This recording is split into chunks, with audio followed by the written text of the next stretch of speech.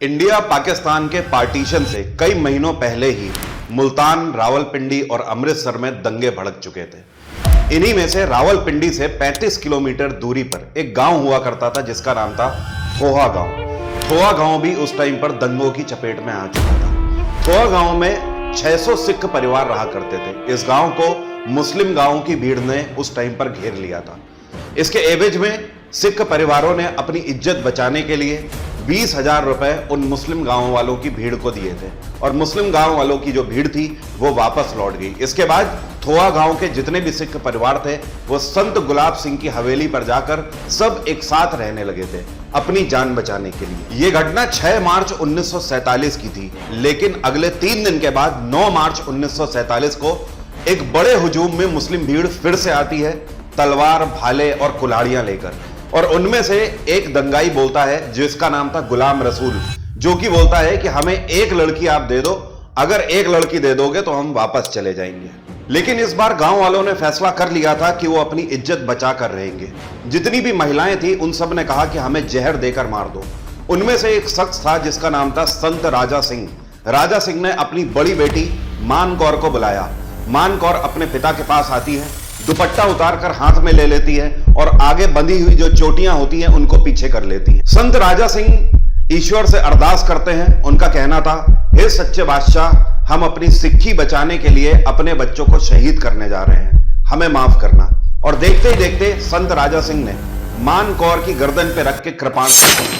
मान कौर का सर गर्दन धड़ से अलग हो गया और जाकर जमीन पे गिरा। वहीं पर देखते ही देखते सबके सामने संत राजा सिंह ने अपने परिवार के 26 लोगों को मार दिया। बाकी औरतों ने भी हवेली के अंदर मौजूद जो कुआं था उसमें छलांग लगा दी अपनी इज्जत बचाने के लिए। संत राजा सिंह ने भी अपने आप को गोली मार ली, लेकिन उनका जो छोटा बेटा था जो कि 16 साल का था, जिसका नाम था वीर बहादुर सिंह, वो वहां से कैसे भी बच निकला। वीर बहादुर सिंह ने ही वेटरन राइटर उर्वशी बुटालिया को विभाजन की दिल दहला देने वाली मार्मिक कहानी सुनाई। फिर उर्वशी जी ने इसे डॉक्यूमेंटेड करते हुए the other side of silence नाम की एक किताब भी निकाली है, जिससे इस कहानी के बारे में पता लगता है। पार्टीशन के दंगों में अपनी इज्जत को बचाने के लिए इन सच्ची सिखनियों ने जिस तरीके से अपनी इज्जत बचाई और खुद को खत्म कर लिया, ये सच्ची घटना तो मैंने आपको सुना दी।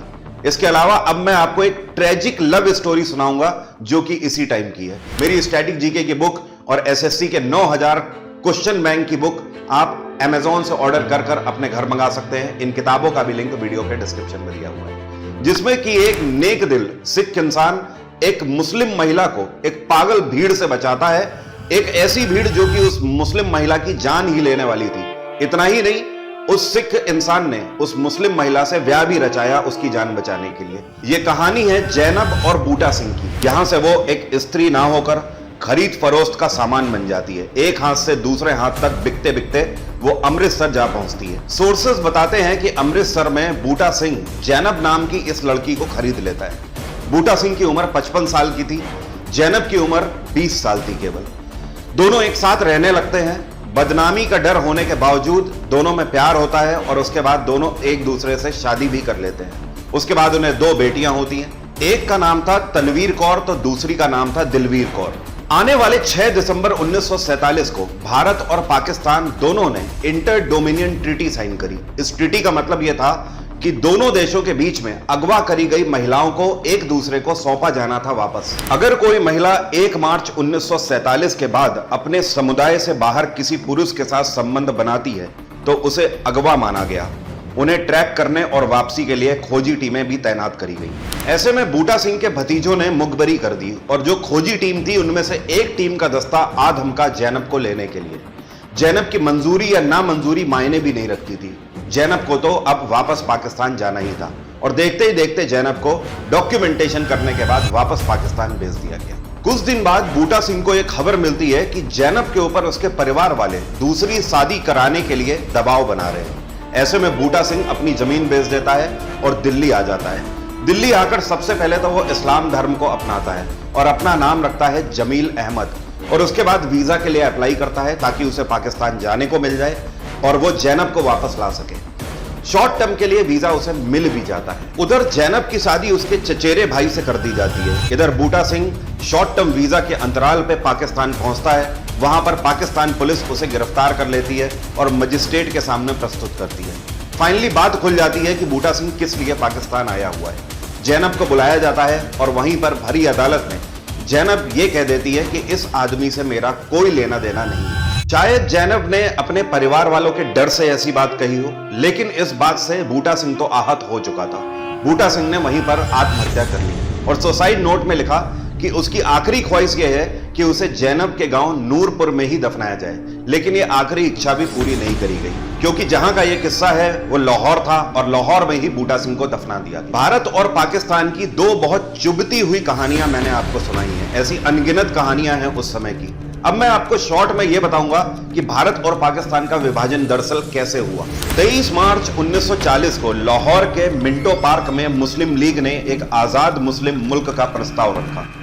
इसे ही पॉपुलरली पाकिस्तान प्रस्ताव के नाम से जाना जाता है, या पाकिस्तान प्रपोजल भी इसी को कहा जाता है। सितंबर 1944 में गांधी और जिन्ना के बीच में पाकिस्तान के इशू पर होने वाली बातचीत नाकाम रही। जिन्ना को आजादी से पहले ही पाकिस्तान चाहिए था, लेकिन गांधी को यह मंजूर नहीं था। उनका कहना था कि पहले आजादी मिलनी चाहिए, बाकी बातें बाद में देखी जाएंगी। लेकिन जिन्ना की जिद लगातार जारी रही। इस बीच में 20 फरवरी 1947 को ब्रिटेन के प्रधानमंत्री क्लेमेंट एटली ने यह अनाउंसमेंट किया कि भारत का अगला वायसराय लॉर्ड माउंटबेटन होगा और आने वाले 1948 जून तक ये सारे फैसले कर दिए जाएं और दोनों देशों के जो लोग हैं वो पलायन कर जाएं। 2 जून 1947 को माउंटबेटन के बंटवारे का प्लान पेश किया गया।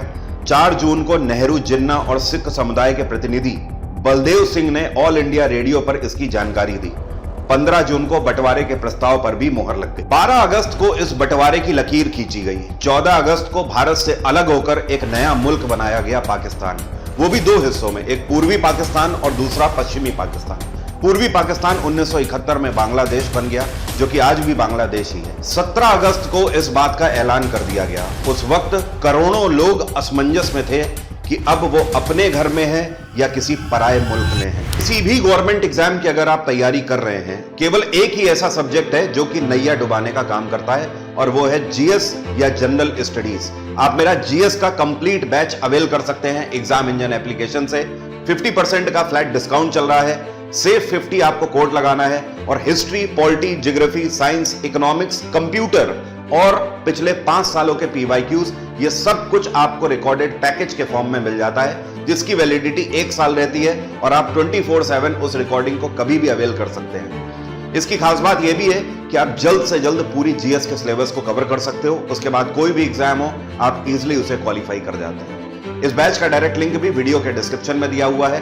वीडियो अगर अच्छा लगा है तो इस कहानी को दूसरों तक जरूर पहुंचाएं। अगला वीडियो भी जल्दी आएगा। तब तक के लिए जय हिंद, जय भारत।